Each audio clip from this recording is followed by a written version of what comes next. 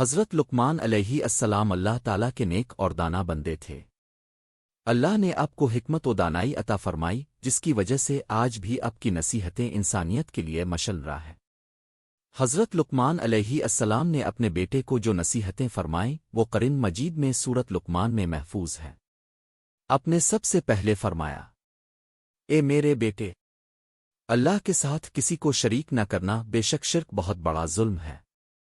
پھر اپنے والدین کے ساتھ حسن سلوک کی تلقین کی اور فرمایا کہ ماں نے بڑی تکلیفوں کے ساتھ تمہیں جنا اور باپ نے تمہاری پرورش کی، لہذا ان کا ادب اور اطاعت لازم ہے۔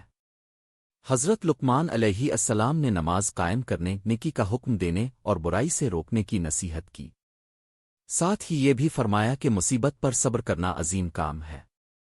اپنے تکبر سے بچنے کا حکم دیا اور فرمایا، زمین پر اکڑ کر مت چلو، بے شک اللہ غرور کرنے والوں کو پسند نہیں کرتا۔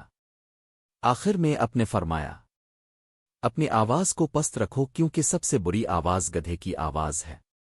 یہ حکمت بھری باتیں ہمیں سکھاتی ہیں کہ اصل کامیابی عاجزی، صبر، توحید اور اچھے اخلاق میں ہے۔